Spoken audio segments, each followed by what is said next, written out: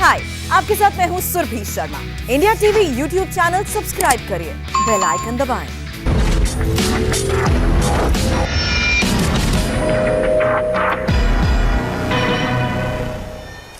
नमस्कार, मैं हूं सौरभ शर्मा। बंगाल में चुनाव का ऐलान हुए 24 घंटे बीत चुके हैं और ग्राउंड जीरो पर चुनावी पारा अपने चरम पर है। बंगाल में चर्चा है कि अब की बार साइलेंट वोटर उलटफेर करेगा, यानी वो फैक्टर जो किसी ओपिनियन पोल में रिफ्लेक्ट नहीं होने जा रहा, किसी डिबेट में भी शायद दिखाई नहीं देगा।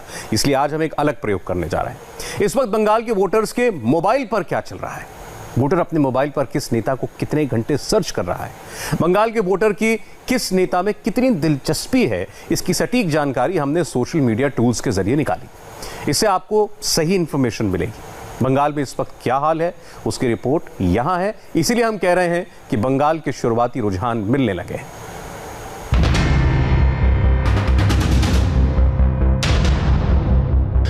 दो 2021 में बंगाल की सियासत बदलेगी, क्या ये विराट फिगर वाली हेडलाइन इशारा है?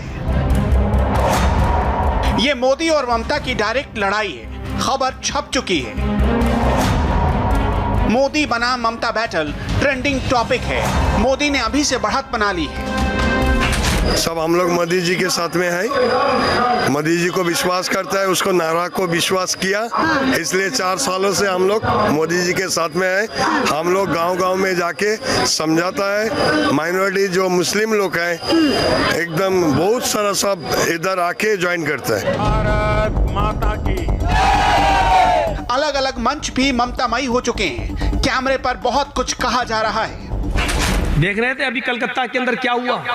जैसे ही एक प्रोग्राम के अंदर आपकी चीफ मिनिस्टर बोलने के लिए आई और वैसे ही जय श्री राम का नारा देकर हिंदू मुस्लिम का रंग देने की कोशिश की गई थी।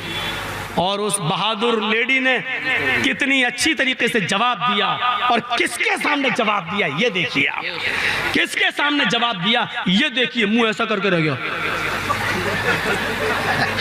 सुबह के रात 12 बज रहे थे उसके चेहरे पर हूं, मेरे सामने भी ऐसा कोई बोल सकता है। जरूरत है मेरे भाइयों बंगाल में अपनी इज्जत व अस्मत को बचाने की। पब्लिक में सुगबुगाहट तेज है। बंगाल के 8 फेज में जीत का फैक्टर चुनावी अंक गणित के 8 चैप्टर में छिपा है। बंगाल में मोदी का मैजिक चल रहा है या दीदी का डर चल रहा है? बंगाल के किस इलाके में किसका डंका बज रहा है? सोशल मीडिया पर मोदी वर्सेस ममता की लड़ाई है तो ग्राउंड जीरो पर किसकी रेटिंग हाई है? विधानसभा चुनाव तो 5 राज्यों में होने वाले हैं, मगर इस बार बंगाल का चुनाव 100% पॉलिटिकल भी है, लोकल भी है और काफी ज्यादा वोकल भी है। बंगाल की बुआ को इस बार काफी कुछ सुनना पड़ रहा है। ये डायलॉग्स दीदी के लिए अच्छे संकेत नहीं दे रहे हैं। आप बताइए, बंगाल से मुझे एक नाम बताइए, आप गौर से सुनिए, पूरे बंगाल से मुझे एक मुसलमान नेता का नाम बताइए जिसने ट्रिपल तलाक पर हमारी हक की आवाज पार्लियामेंट में उठाई हो। एक नाम बता दीजिए, मैं स्टेज छोड़ के चला जाऊंगा। एक नेता का नाम बताइए जिसने कश्मीर के मुद्दे पे आवाज उठाई हो। एक नेता का नाम बताइए मुझे आप। एक भी नेता का नाम नहीं है जिसने एनआरसी पे आवाज उठाई हो। हमें लॉलीपॉप दिया जाता है। क्या दिया जाता है? लॉलीपॉप। मुझे पसंद नहीं लोगों का नाम लेना, मगर क्या नुसरत जहां हमारी रहनुमा है? फिल्म एक्ट्रेस को बैठा दिया गया, मुसलमान खुश। देखो हमार नेता जाच्छे, एटा हमार नेता ना है। लड़ाई आर पार की है। इस बार जाति फैक्टर भी है, बाहरी बनाम बंगाली फैक्टर भी है, मुस्लिम फैक्टर भी है, मोदी का एम फैक्टर यानी साइलेंट वोटर्स वाली महिला फैक्टर भी है, समानांतर ध्रुवीकरण और आदिवासी वोटों वाला फैक्टर भी है। ग्राउंड जीरो पर कौन किस पर भारी पड़ता दिख रहा है? अलग अलग ओपिनियन पोल्स क्या इशारा दे रहे हैं, ये देखने सुनने से पहले कुछ फैक्ट्स की बात करते हैं। बंगाल में बीजेपी की सबसे बड़ी ताकत है प्रधानमंत्री मोदी के रूप में एक दमदार चेहरा। इसके अलावा अमित शाह की अचूक रणनीति, टीएमसी के खिलाफ सत्ता विरोधी लहर, लोकसभा में दमदार प्रदर्शन से बदला बंगाल का वातावरण और 5वां बूथ स्तर पर बीजेपी की जबरदस्त तैयारी। दूसरी तरफ टीएमसी की एक बड़ी कमजोरी है, 10 साल की सत्ता के बाद एंटी इनकम्बेंसी, पार्टी के भीतर भगदड़, भतीजे अभिषेक बैनर्जी के खिलाफ पार्टी में मतभेद, रोजगार उद्योग के मामले में बंगाल का औसत प्रदर्शन और बड़े चेहरों का लगातार पार्टी से किनारा। बीजेपी मोदी के चेहरे पर बंगाल का चेहरा बदलने की स्क्रिप्ट लिख रही है, मगर सोशल मीडिया पर ऐसे वीडियोस घुमाए जा रहे हैं जिसमें स्टेज पर खुलकर दीदी का प्रचार होता है और मोदी का तिरस्कार होता है। ये भी अपने आप को साधु बोलता है। अभी इशारा ही करूंगा मैं, बकिया रिजल्ट आप निकाल लेना। जरूरी नहीं है कि मैं सब नाम लूं और हर वक्त केसी करवाऊं अपने ऊपर, बहुत हो चुके हैं, अब थोड़ा बचना भी चाहिए। ये भी कहता मैं तो फकीर हूं, झोला उठाऊंगा चल दूंगा। अपने आप को साधु आज भी बोला जा रहा है। कैसा लग रहा है ये जुमला? फकीरी का मजाक उड़ा के रख दिया गया है। कभी मोदी पर पर्सनल अटैक तो कभी एग्जाम्पल के साथ बंगाल के वोटर्स के दिमाग में यह भरना कि चाहे जो हो जाए बीजेपी को मत आने देना। बंगाल के चुनावी मौसम में पर्दे के पीछे वाला खेल शुरू हो चुका है। इस वक्त ये तो सच है, ये सच्चाई है कि मुसलमानों तुम्हारा कोई नहीं है, यूपी में हमारा कोई नहीं है। लेकिन ये देखना पड़ता है कि और लोगों की बनिस्बत सबसे अच्छा कौन है। ये है आज देखिए, बस इतना ही काफी है आपके लिए। मौलवी जर्जीस मुसलमानों के बीच में खड़ा होकर चुनाव लड़ने लगा और आप मौलाना जर्जीस अगर जीत रहा है, लेकिन यहां बीजेपी आ रही है, सुन लीजिए मैं नाम ले रहा हूं, अगर मौलाना जर्जीस जीत रहा है और बीजेपी भी आ रही है तो मौलाना जर्जीस को हरा दीजिए। अगर मौलाना जर्जीस के हारने से बीजेपी जा रही है तो मौलाना जर्जीस को हरा दीजिए, छोटा नुकसान कर दीजिए बड़े नुकसान से अपने आप को बचाने के लिए। मगर क्या वाकई में बीजेपी की हराने वाले ऐसे वीडियोस का वोटर्स के दिमाग पर कोई असर पड़ रहा है या पड़ा है? ये समझने के लिए हमने शुक्रवार को चुनाव की तारीख के ऐलान के बाद से लेकर शनिवार शाम 5 बजे तक के गूगल ट्रेंड्स चेक किए तो पता चला कि बंगाल चुनाव की डेट शीट आने के बाद सिर्फ पश्चिम बंगाल में शुक्रवार रात 12 बजे तक गूगल ट्रेंड पर मोदी का इंटरेस्ट ओवर टाइम 55 के ऊपर रहा, जबकि ममता का स्कोर 42 था। यानी लोगों ने ममता की तुलना में मोदी से रिलेटेड इंफॉर्मेशन ज्यादा सर्च की। रही बात शनिवार शाम 4:30 बजे तक की, तो उस वक्त गूगल ट्रेंड पर मोदी का नंबर था 48 और ममता का नंबर था 24, यानी मोदी के मुकाबले ममता का एग्जैक्टली हाफ था। इसी पैमाने पर शुक्रवार शाम 5 बजे से शनिवार शाम 5 बजे तक मोदी का एवरेज था 49 और ममता का एवरेज था 41, यानी गूगल ट्रेंड्स पर टक्कर कांटे की है। मगर मोदी का ग्राफ ममता से ऊपर है।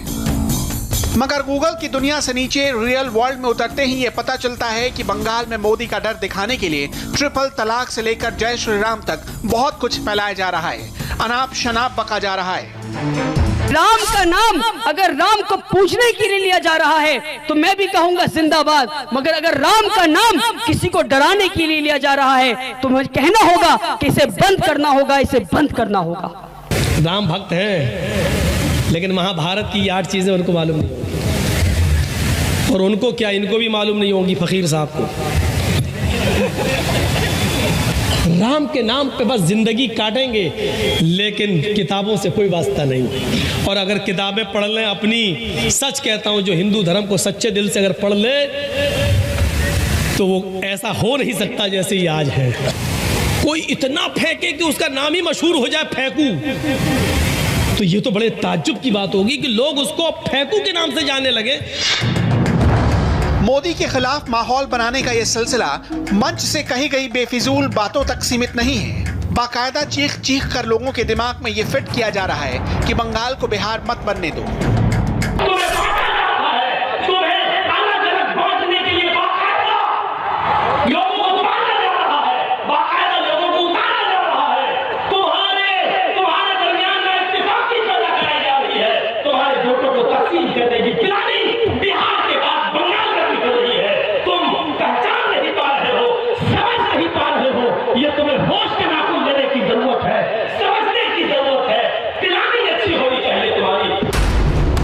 अब सवाल यह है कि ऐसे मंचों से जो फैलाया जा रहा है, क्या बंगाल के वोटर्स के दिमाग में भी वही चल रहा है? ये समझने के लिए कुछ ओपिनियन पोल्स के आंकड़े देखते हैं, क्योंकि बंगाल चुनाव में इस बार बीजेपी को बम बम वोट मिलने के संकेत मिलते दिख रहे हैं। अलग अलग सर्वे वोटों के लिहाज से बीजेपी को बेहतर स्थिति में बता रहे हैं। बीजेपी को पिछले चुनाव से कहीं ज्यादा वोट मिलने का अनुमान है।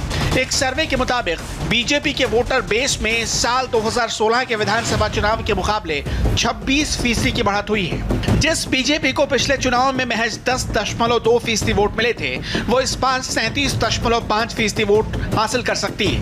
वहीं टीएमसी का वोट प्रतिशत 2016 में जहां 44.9% था, इस बार के चुनाव में ये घटकर 43% हो सकता है। लेफ्ट कांग्रेस के वोट प्रतिशत में भी जमकर गिरावट देखी जा रही है। ये 32% से घटकर 11.8% तक सिमट सकता है। मगर वोट प्रतिशत में गिरावट के बावजूद टीएमसी को हल्के में नहीं लिया जा सकता।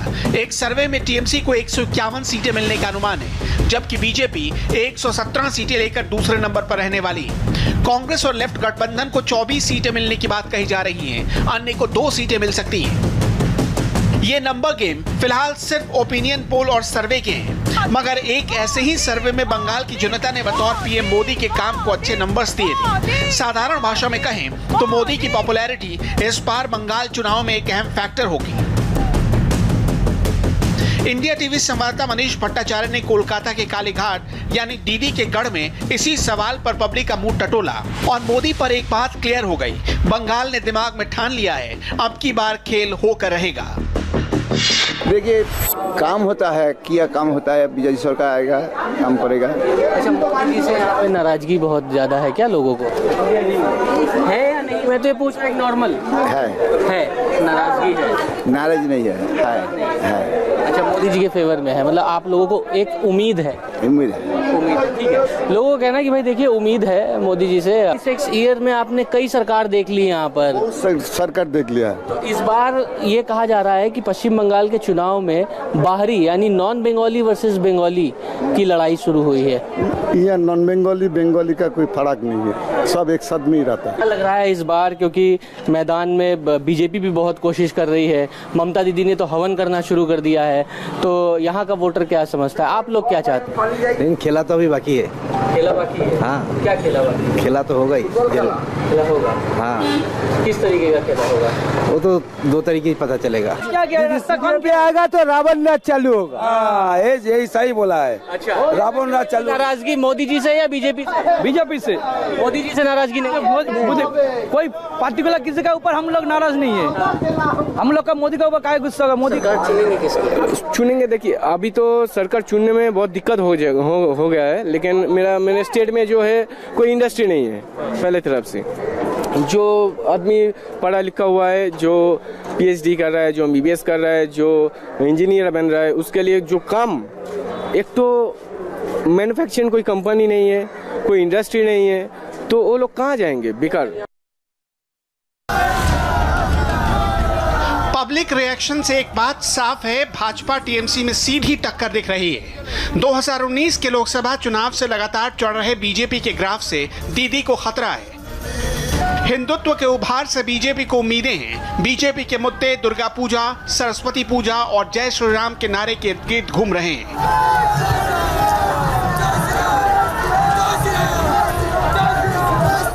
जबकि टीएमसी को अल्पसंख्यकों पर भरोसा है, मगर इसमें एक पेच है, क्योंकि राज्य के 30% अल्पसंख्यक वोटर्स में एक बड़ा तबका मोदी के साथ दिख रहा है। ये जो है, जो हमारा इधर महामाटी सरकार चल रहा है, उन लोगों का प्रचार है कि बीजेपी मुस्लिम लोगों के लिए खतरा है। बीजेपी भारतीय जनता पार्टी मुस्लिम लोगों का मस्जिद तोड़ेगा, अजान बंद कर देगा।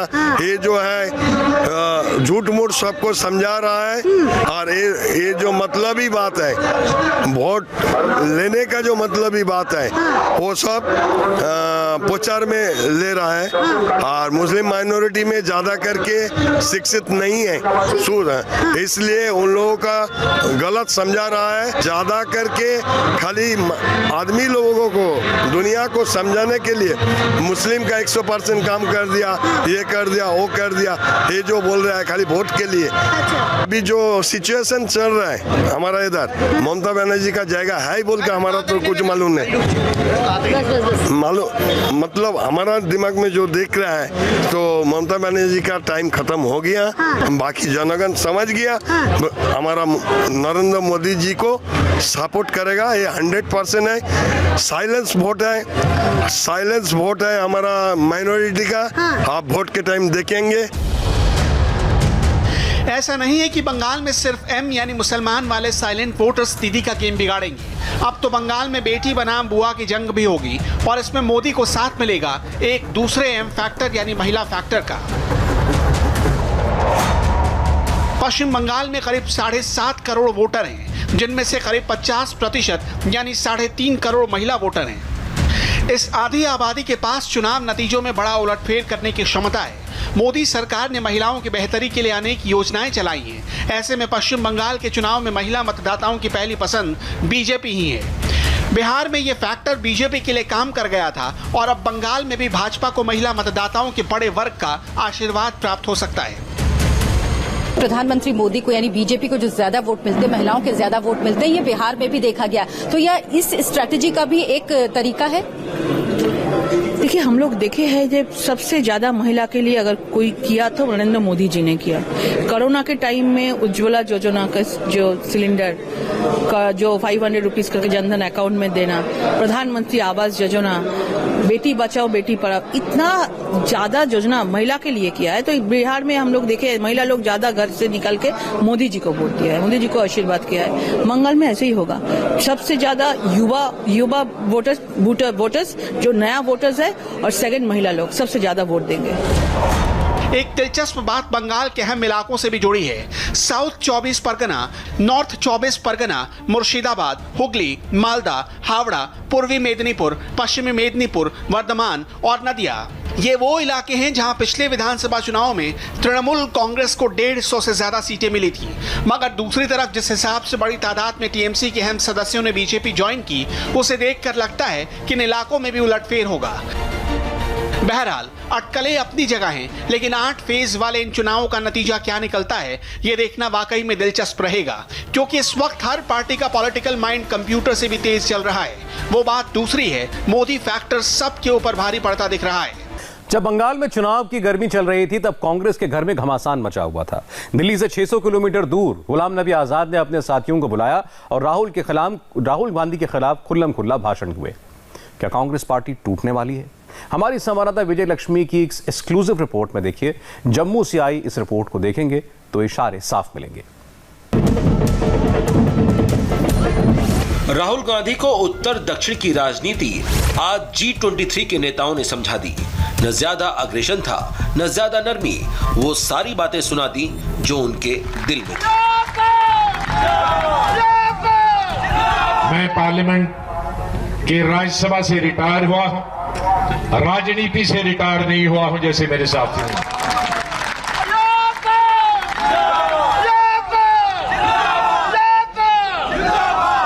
और पार्लियामेंट से मैं पहली दफा नहीं रिटायर हुआ।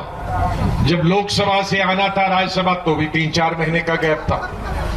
जब यहां से पहले बना, जब सीएम बना था तब भी बीच में गैप था, बीच में एक और दफा गैप था। तो हम इधर से डूबते हैं, इधर निकलते हैं, इधर से निकलते हैं, इधर डूबते हैं। कोई अभी हमारी जारी नहीं रही।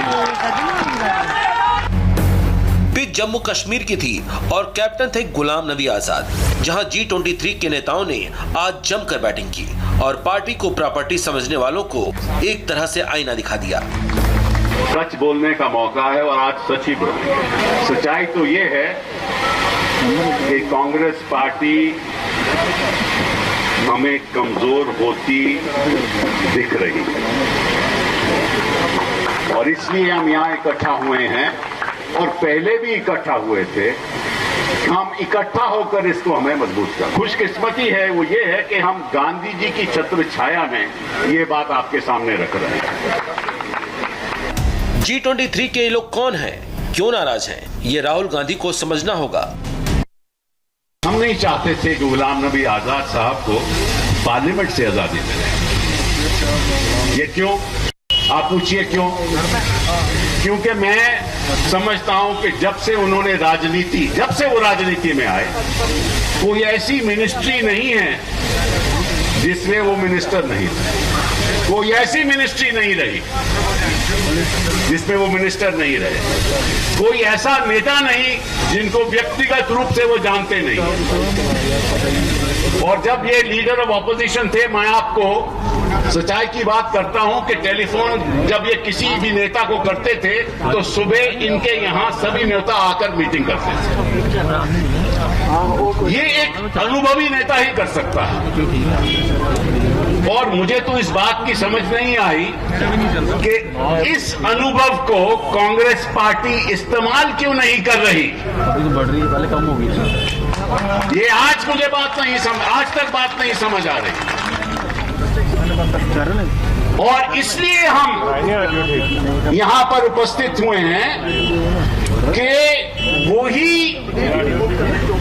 मजबूती जिसकी एक चित्र गुलाम नबी आजाद जी हैं, उसी मजबूती के साथ कांग्रेस पार्टी को हमें आगे बढ़ाना है। और हम चाहते हैं कि कांग्रेस पार्टी को हर जिले में, हर प्रदेश में मजबूत किया जाए और उसी लिए हम काम करेंगे।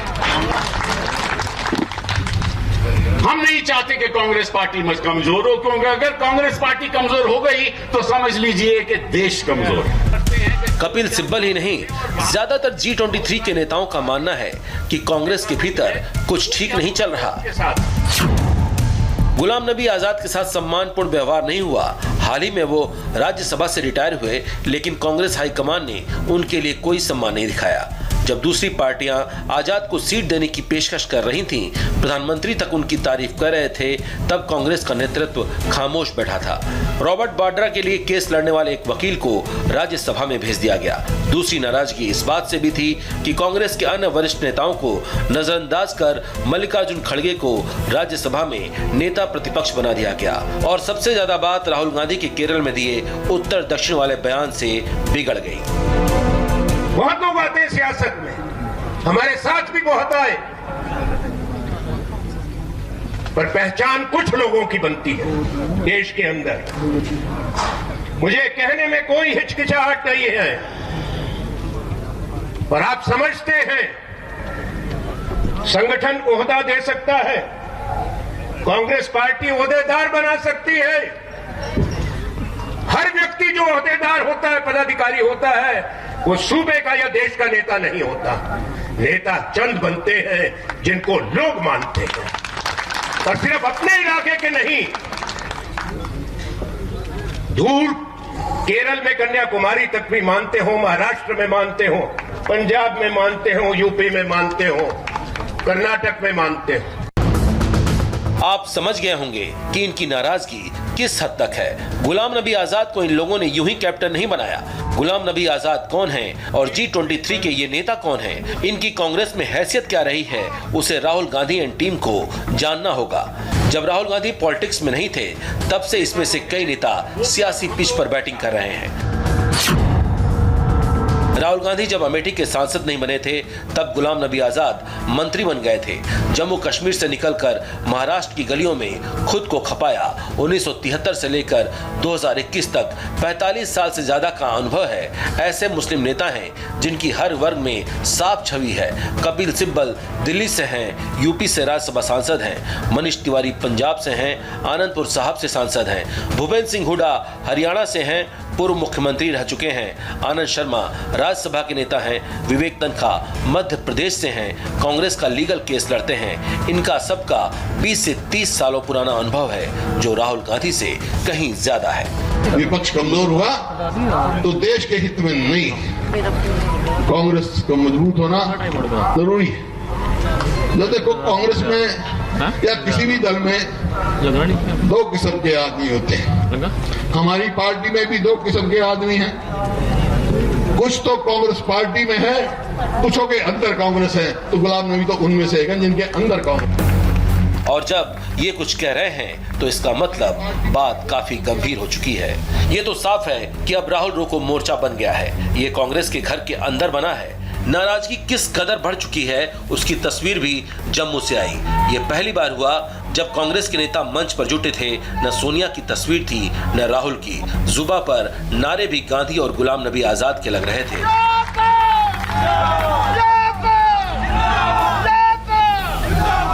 जिससे आप समझ सकते हैं कि कांग्रेस के भीतर बात कितनी बिगड़ चुकी है। हालांकि जब ये सवाल उठा तो कहा गया कि ये पार्टी का नहीं प्राइवेट प्रोग्राम था जिसे गुलाम नबी आजाद ने बुलाया, जो गांधी ग्लोबल फैमिली के प्रेसिडेंट भी हैं। दलील कुछ भी दी जाए, लेकिन इस मन से मैसेज जा चुका है कि कांग्रेस के भीतर सब ठीक नहीं है। लोग कहते हैं G23, मैं कहता हूं गांधी 23। महात्मा गांधी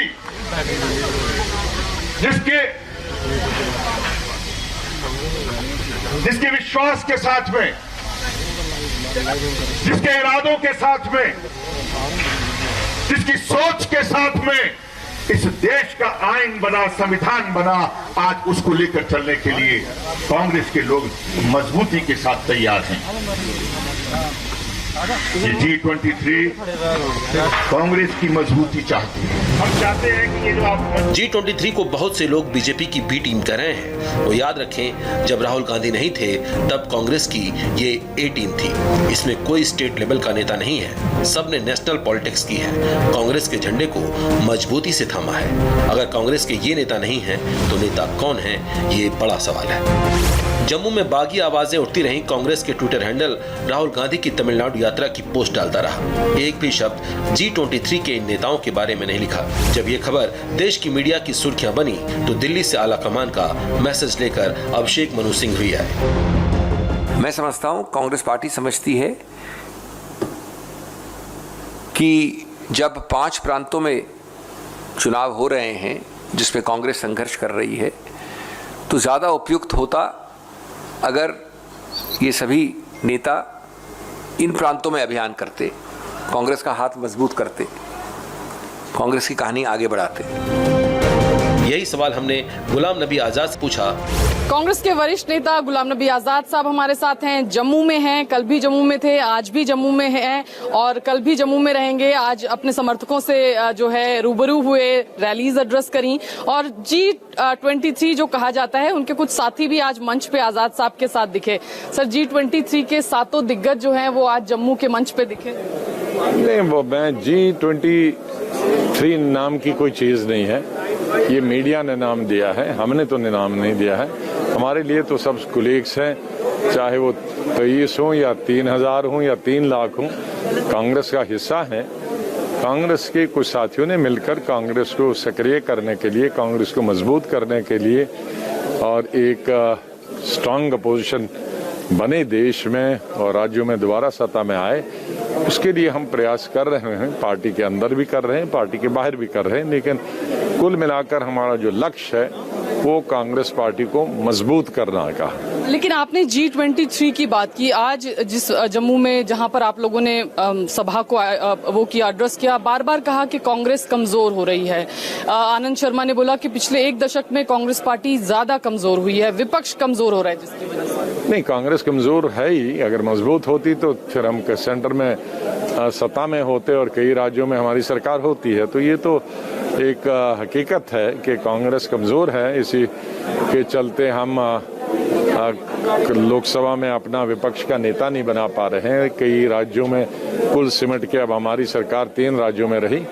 तो लेकिन हम जो प्रयास कर रहे हैं पार्टी के अंदर और पार्टी के बाहर, तो यही प्रयास कर रहे हैं कि हम सब सक्रिय हो जाएं, मिलके एक चर्चा होनी चाहिए, कौन प्रोग्राम होनी चाहिए पार्टी को सक्रिय करने के लिए देश और प्रदेशों में, ताकि पार्लियामेंट में एक हम मजबूत विपक्ष बन के उभरें और कई राज्यों में हमारी सरकार आए।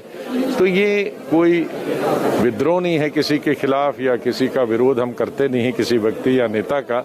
हमारा यही मकसद है कि कांग्रेस कैसे ज्यादा से ज्यादा मजबूत हो जाए देश और प्रदेश में। आप कह रहे हैं कि आप विरोध नहीं करते हैं, आप पार्टी को स्ट्रेंथन करना चाहते हैं, लेकिन एक आर्गुमेंट ये भी है कि आपको एलओपी इसलिए नहीं बनाया गया क्योंकि आप G23 की सबसे मुखर आवाज थे। एलओपी तो बना ही नहीं सकते थे, या आपको टर्म कहीं से देते? नहीं, वो कहीं देने का सवाल ही नहीं, क्योंकि मैं अपनी स्टेट से ही आता, जम्मू कश्मीर से, और वहाँ विधानसभा ही नहीं है, और विधानसभा नहीं है तो राज्यसभा में दोबारा आने का सवाल कहाँ है। तो इसका उससे कोई मतलब नहीं है। और अगर मेरे साथ ऐसा होता तो फिर दूसरे लोग क्यों करते?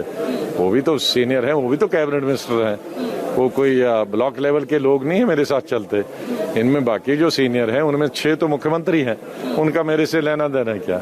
बाकी 6, 7, 8 और केंद्रीय मंत्री हैं और वो सब MPs हैं, तो उसका इससे क्या लेना था। ये सब गलत है, इससे कोई उसका मतलब नहीं है। सब सीनियर लीडर्स हैं जिन्होंने कांग्रेस के लिए खून दिया है, समय दिया है, जवानी दी है, टाइम दिया है, और जो इस शुरू से ही कांग्रेस में है वो चिंतित है। कांग्रेस इतनी कमजोर क्यों हुई? क्या आपको लगता है शीर्ष नेतृत्व की कमी रही राहुल गांधी के नेतृत्व पे? नहीं, अब वो आज थोड़ी कांग्रेस कमजोर होगी। कांग्रेस को कमजोर होने में तो 3-3.5 दशक लगे। आहिस्ता आहिस्ता कोई कमजोर हुई, कोई एक दिन में थोड़ी कमजोर हुई या एक दशक में थोड़ी कमजोर हुई, कई दशक लगे इसको कमजोर होने में आहिस्ता आहिस्ता। अभिषेक मनु सिंघवी दिल्ली में कह रहे हैं कि अगर ये नेता आप लोग जो यहाँ आए, अगर पार्टी की इतनी चिंता थी, इतना स्ट्रेंथन करना था, तो आप जो चुनावी राज्य हैं वहां जाते और पार्टी के लिए कैंपेनिंग करते, बजाय कि जम्मू में ऐसा कहते कि कांग्रेस कमजोर हो रही है। उनको मालूम नहीं है कि जितना वो जाएंगे उससे 10 गुना मैं जाऊंगा। अच्छा, हाँ, चलिए, तो बहुत शुक्रिया हमसे बातचीत के लिए। तो ये गुलाम नबी आजाद साहब थे, साफ तौर पर कह रहे थे कि पार्टी में कोई फूट या दरार नहीं है। कैमरा पर्सन राजेंद्र के साथ विजयलक्ष्मी, इंडिया टीवी, जम्मू। चुनावी स्ट्राइक के बीच आज एयर स्ट्राइक की भी तैयारी हुई। हम किसकी बात कर रहे हैं आपको बताएंगे और तस्वीरें भी दिखाएंगे एक ब्रेक के बाद।